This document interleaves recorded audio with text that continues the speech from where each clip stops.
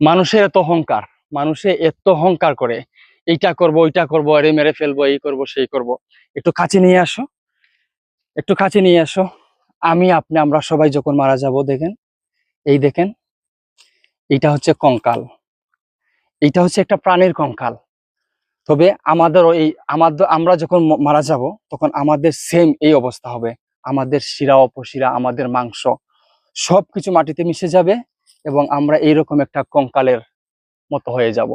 আরো একটা জিনিস দেখাই, আমার সাথে আসো, আরো একটা জিনিস দেখাই।